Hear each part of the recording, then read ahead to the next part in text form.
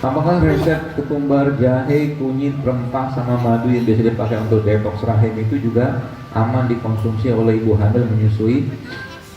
Aman aja sih sebenarnya, ya. Tapi kalau sudah hamil atau menyusui, saya sih mungkin lebih cenderung untuk makan yang sehat aja, protein sehat, karbo sehat, lemak sehat, ya.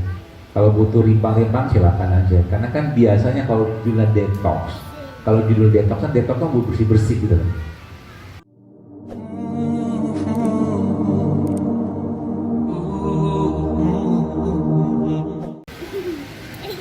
Apakah resep ketumbar, jahe, kunyit, rempah, sama madu yang biasa dipakai untuk detox rahim itu juga aman dikonsumsi oleh ibu hamil menyusui?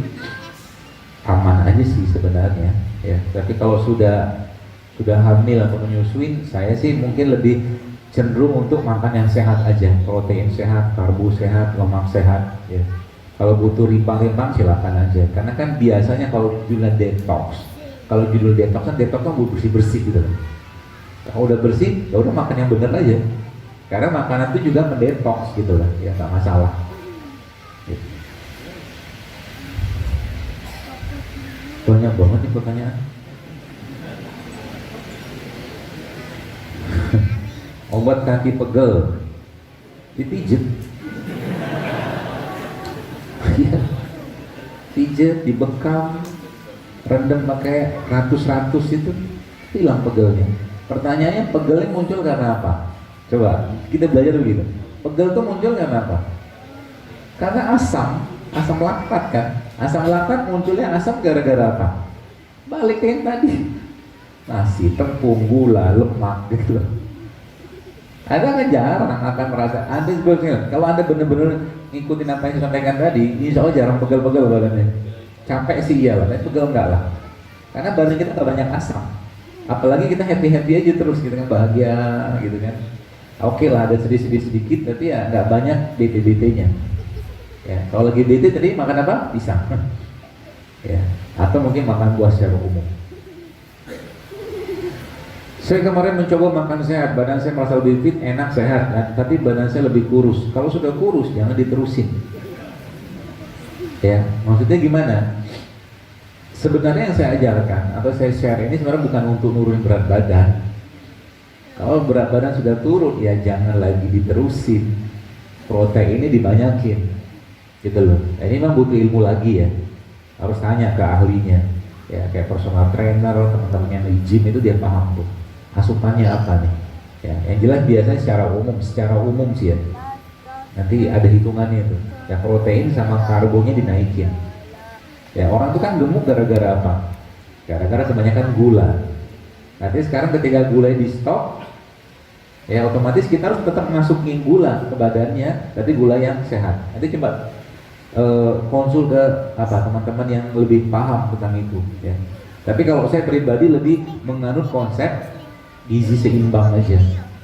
Ya, jadi tetap kita makan protein, tetap makan karbo, tetap makan lemak, mikronutrien dari vitamin seperti itu tetap makan aja, tapi jangan juga yang cukup, tidak berlebihan. Meskipun saya nggak tahu kurusnya beliau ini asumsinya dia atau asumsi indikator, karena harus dilihat ya. Ada orang kadang-kadang banyak orang bilang seseorang gitu, kok kayaknya kamu gemuk banget, tapi ternyata dia nggak gemuk, tapi badannya berisi. Karena ada orang dengan berat badan 70 kilo ya misalkan ya, tapi yang 70 kilo orang pertama ini lemak totalnya itu sedikit, lebih banyak massa ototnya. Dengan orang yang 70 kilo dengan lemak total yang lebih banyak dan massa otot yang sedikit, dua-duanya sama 70 kilo, tapi di sini yang lemaknya sedikit, ini lemaknya sedikit, massa ototnya banyak, ini lemaknya banyak, massa otot sedikit. Biasanya kalau yang sudah mulai turun berat badan tuh blender itu di badannya. Nah itu harus diapain itu? Dilatih dengan latihan beban. Ya, maksudnya angkat barbel bukan. Push up itu latihan beban. Beban menggunakan badan kita. Push up, squat, plank itu kan latihan beban.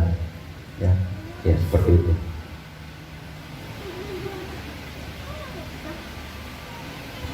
Ibu saya sakit osteoporosis, dianjurkan untuk operasi.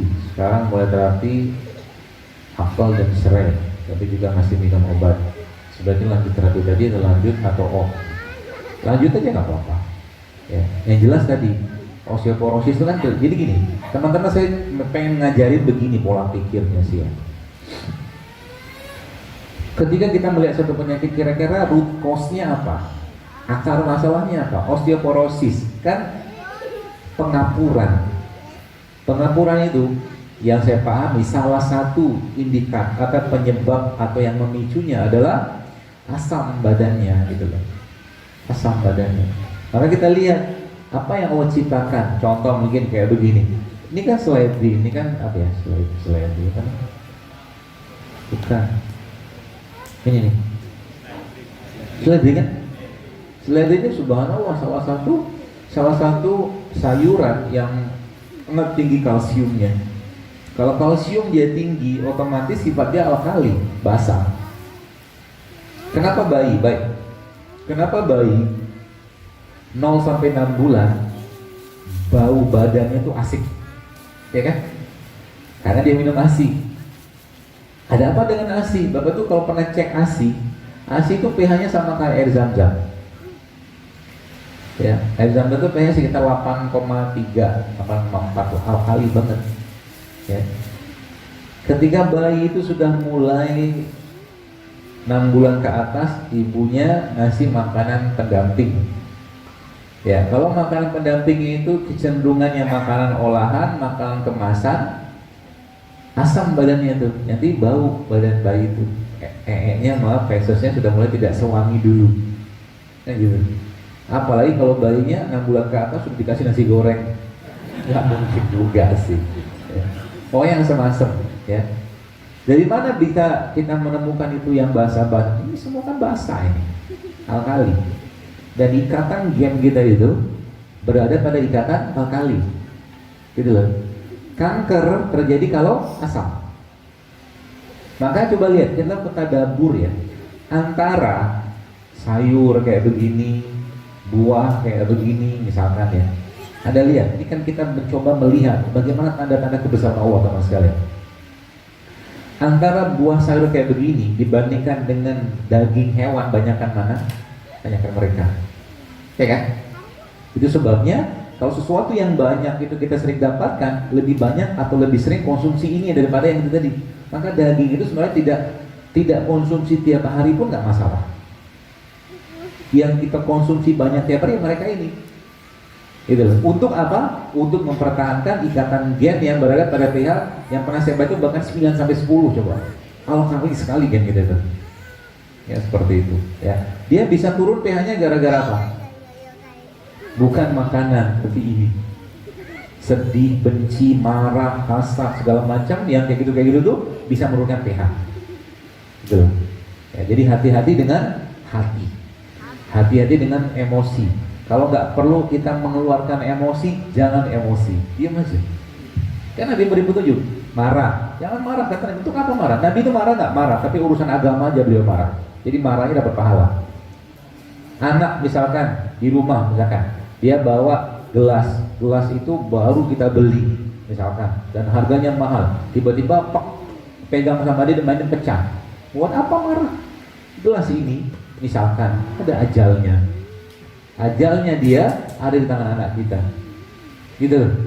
Jaga hatinya, nggak perlu marah. Apa juga marah-marah? Mobil yang ditabrak, misalkan, kira-kira nabrak sengaja nggak? Insya Allah sih nggak sengaja, kecuali Anda lagi kebut-kebutan, nggak sengaja. Marah, silakan aja marah, tapi nggak ada guna juga. Akhirnya, saya pernah di Jakarta itu pernah ditabrak dari belakang, gitu kan, ditolak, penyok, cukup dalam penyoknya. Apa yang saya kerjakan? Kabur saya. Ya, kenapa? Saya sudah yakin yang nabrak juga nggak sengaja kan? Gitu loh. Sudah fa'fu anhum, maafin aja mereka.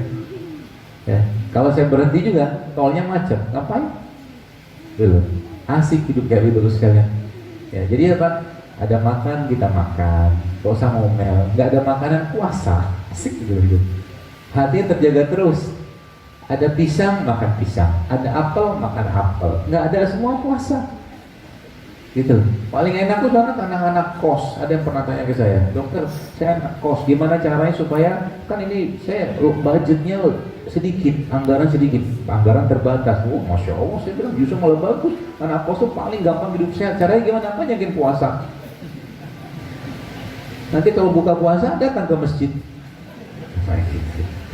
Ya, Islam tuh sangat low budget dalam hal kesehatan. Wakulu, wasrobu, wala tusrifu. Makan, minum, tapi jangan berlebihan kata Allah. Cukupnya aja. Gak perlu makan, jangan makan. Hari ini kan hari apa? Ahad. Kondangan kan? Nah, coba ada nanti latihan. Kan di kondangan tuh semua jenis makanan ada kan? Coba latihan, jangan makan berlebihan. Datang ke sana, minum air putih, makan buah sedikit, makan sayur, dikit, selesai pulang. Kalau Anda bisa mengontrol rasa lapar, Anda bisa mengontrol yang lain. Itu Pak Bu. Itu sebabnya kalau laki-laki itu ya, salah satu kenikmatan laki-laki itu apa? Kencing.